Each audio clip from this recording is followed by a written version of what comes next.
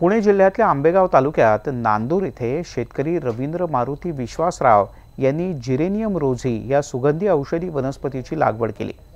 पाहूयात या लागवडीची आणि या शेतकऱ्याची यशोगाथा।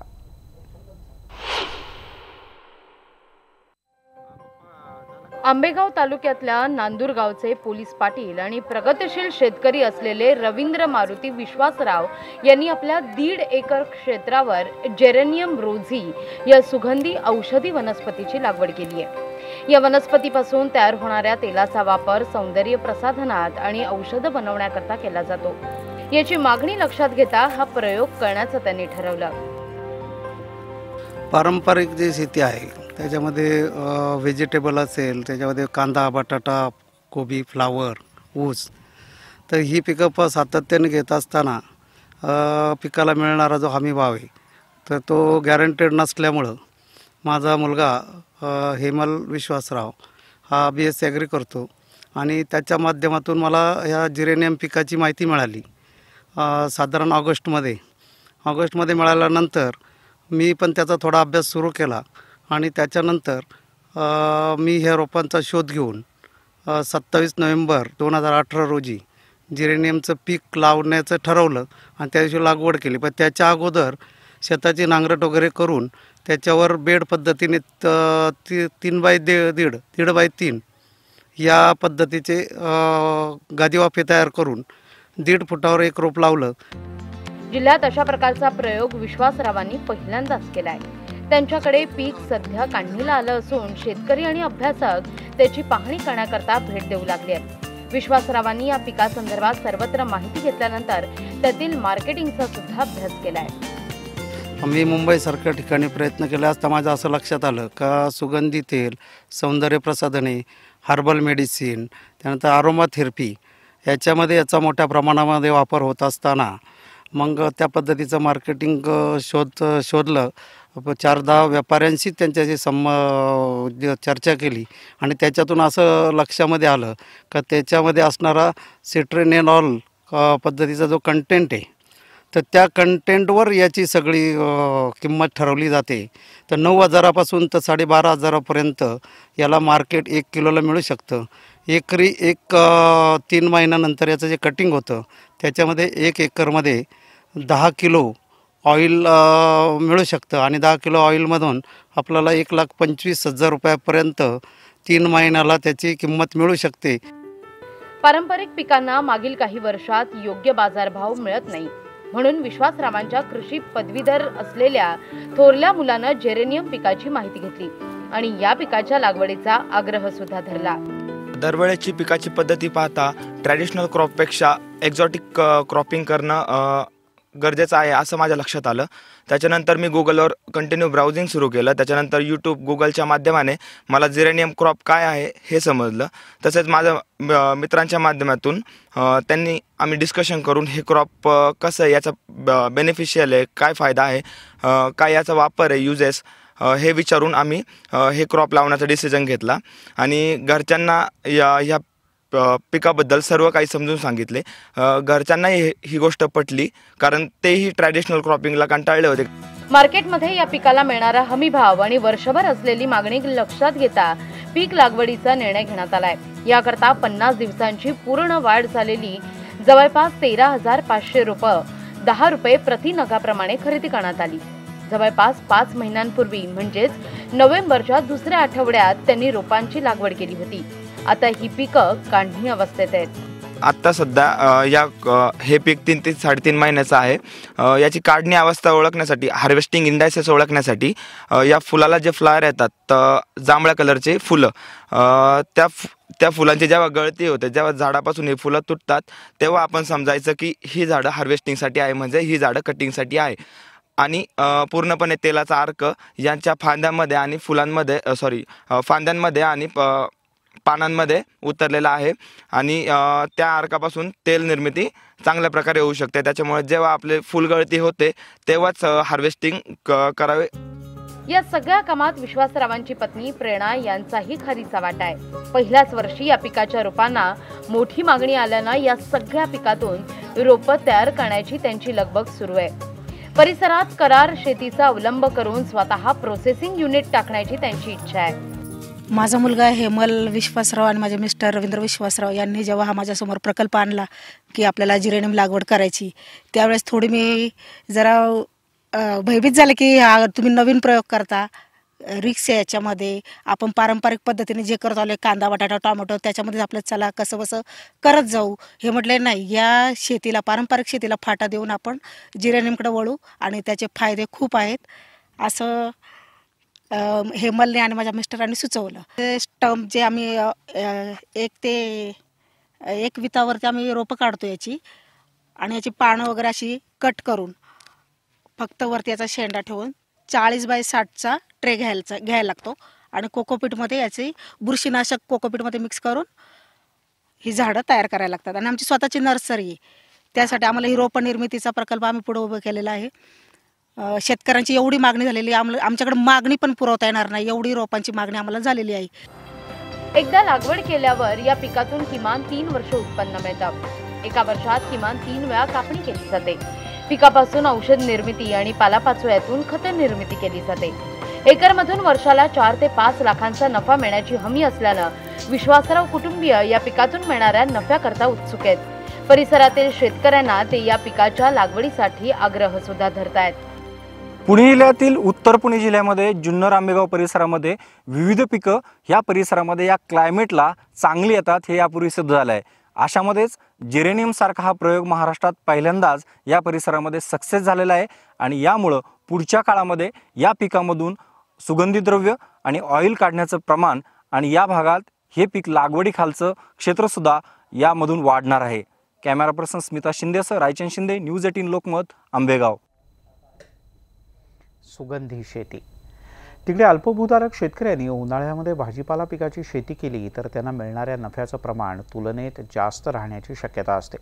बाजारातल्या वाढलेल्या किमतीचा त्यांना फायदा घेता येतो. अकोला जिल्ह्यातल्या दयानंद महल्ले यांनी अवघ्या 1.5 एकरात उन्हाळी कारल्याची लागवड केली. यापासून त्यांना लाखोंच्या नफ्याची अपेक्षा आहे.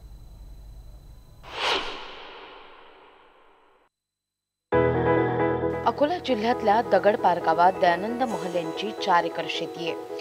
यामध्ये ते उन्हाळ्यात भाजीपालाची शेती करू लागले आहेत. जेमतेम पाण्यावर उन्हाळ्यात त्यांनी कारल्याची लागवड केली आहे. कारल्याच्या उत्पन्नातून त्यांना चांगलं उत्पादनाची अपेक्षा आहे. त्यांच्या शेतात सध्या कारल्याचं पीक जोमानं बहरलंय. माझ्या इकडे 4 एकर शेती आहे. त्याच्यात मी 1.5 एकरात कारलं आणि 2 एकरात पपई लावलेली आहे. मी मागच्या वर्षी अर्धा एकर कारले लावले होते, त्याच्यातून मला चांगलं उत्पादन भेटलं होतं. तर त्याचं नियोजन करता मी 1.5 एकर लावलेलं आहे. यावेळेस काय नियोजन करता तुम्ही आता कारल्यासाठी? थोडंसं ऑर्गॅनिक पद्धतीनं हे करतो आणि किडीचं नियंत्रण करतो, तर त्याच्यामुळे चांगलं उत्पन्न होते. दयानंद यांनी प्रसार माध्यमातून आणि सोशल मीडियाच्या मदतीनं कारल्याच्या आधुनिक शेती तंत्राची माहिती घेतली. यामध्ये त्यांनी सेंद्रिय तंत्राचा वापरही केलाय. आता या 1.5 एकराच्या प्लॉटमध्ये 6 ते 7 लाख रुपयाचं उत्पन्न अपेक्षित आहे. सध्या मार्केट भाव वगैरे 50-60 रुपये किलो दर आहे आणि एका हप्त्याला जवळजवळ 1-1.25 टन माल निघून राहिला.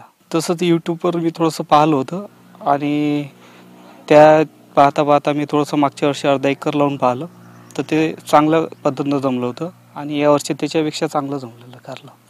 सध्या महलेंकडील कारल्याची तोडणी आणि विक्री सुरू आहे. कारल्याला 50 ते 60 रुपये किलोचा भाव मिळतोय. त्यामुळे महल्लेंना कारल्याच्या उत्पन्नातून मोठं उत्पन्न हाती येण्याची अपेक्षा आहे.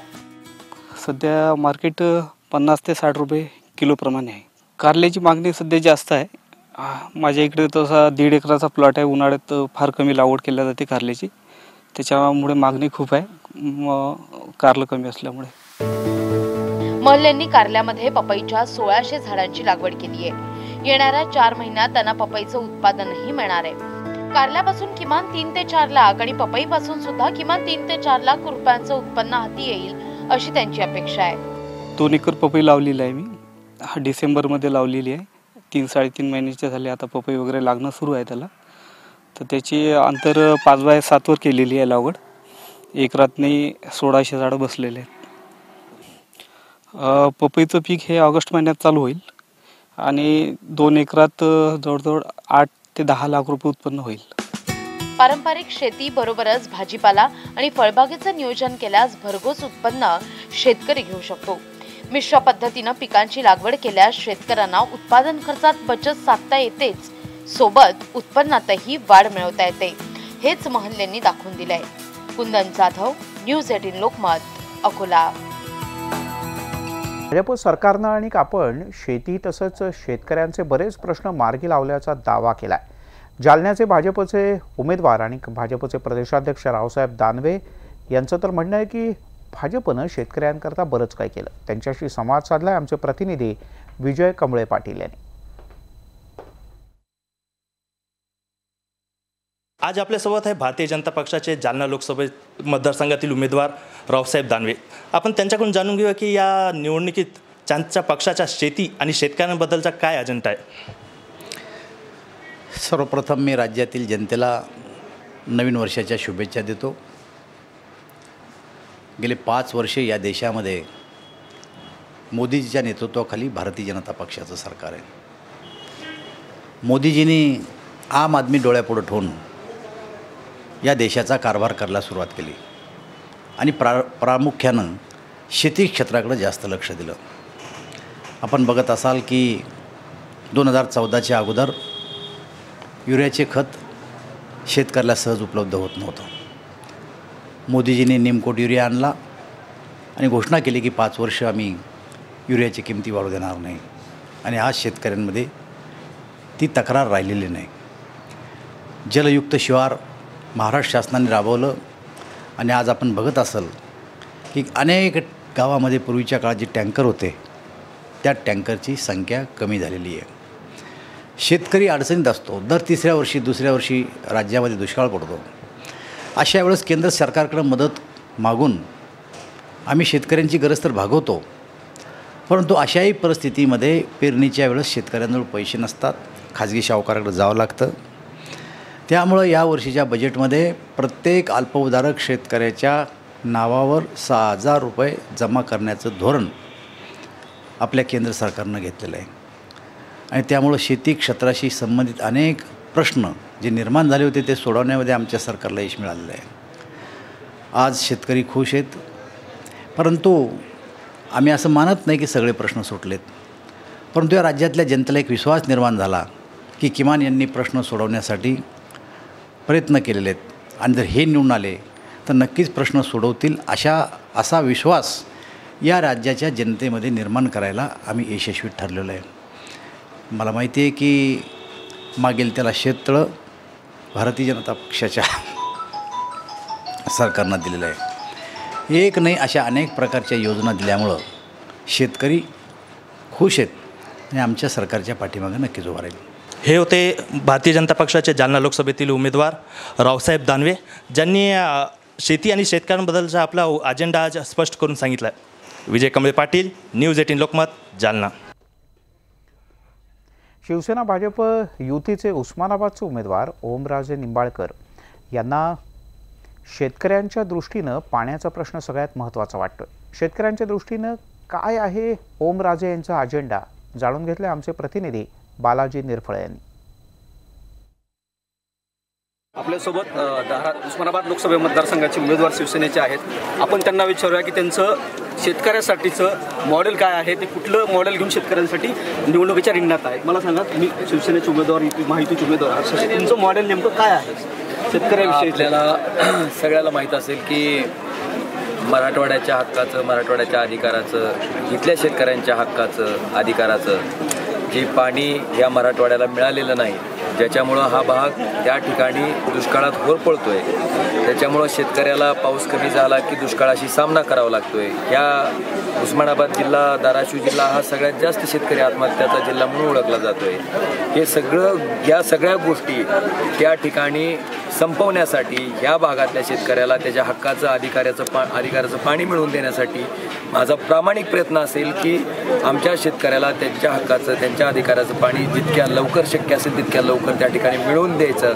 आणि मला खात्री आहे की ते पाणी हक्काचं, अधिकाराचं जर आमच्या शेतकऱ्याला मिळालं तर त्या पाण्याचा वापर करून आमचे शेतकरी जमिनीतनं सोनं त्या ठिकाणी निर्माण करू शकतात. एकदा शेतकऱ्यांना पाणी मिळालं तर त्याच्या माध्यमातून शेतीचं उत्पन्न वाढून शेतकऱ्याची आर्थिक सुबत्ता येईल आणि आर्थिक सुबत्ता आली तर आम्हाला वाटते आमच्या शेतकऱ्यांच्या मुलांना नोकरीसाठी कामधंद्यासाठी ह्या भागातून स्थलांतरित होऊन दुसऱ्या कुठल्याही मेट्रो सिटीमध्ये जायची गरज पडणार नाही. हे माझं प्रामुख्यानं शेतकऱ्यांच्या बाबतीतलं विजन आहे. आणि दुसरं, ह्या शेतकऱ्यांना आधुनिकदृष्ट्या शेती करण्याच्या उद्देशानं, कारण आमचा शेतकरी हा पारंपरिक शेतकरी आहे, पारंपरिक पद्धतीनं शेती करणारा शेतकरी आहे, तर शेतकऱ्याला आधुनिकीकरणाकडं शेतीच्या दिशेनं कसं नेता येईल आणि कमी खर्चात जास्त उत्पन्न कशा पद्धतीनं काढता येईल आणि शेतकऱ्यांना शेती ही फायद्याची कशी करून देता येईल या दृष्टीनं माझा प्रयत्न राहणार आहे.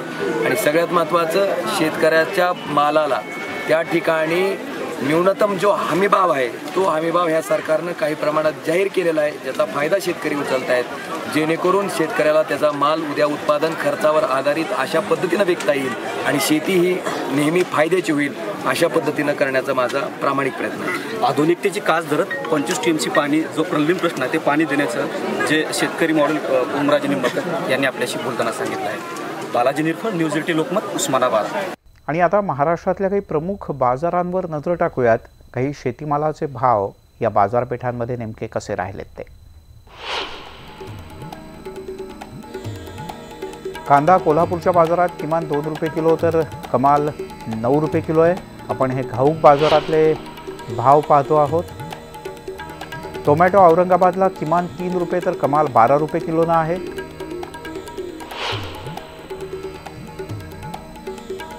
वांगी कोल्हापूरला 5 रुपये किलो ते 18 रुपये किलोच्या दरम्यान आहेत. हे सगळे मार्केटमधले घाऊक बाजारातले भाव पाहतो आहोत आपण. ज्वारी अमळनेरला 2700 रुपये क्विंटल ते 2911 रुपये क्विंटल हे अमळनेरचे भाव आहेत ज्वारीचे.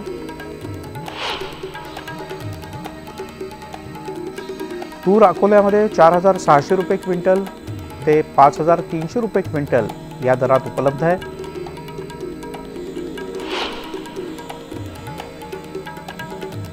तिकडे गहू मेहकरला 1850 रुपये क्विंटल ते 2040 रुपये क्विंटल या दरम्यान घाऊक बाजारात आहे.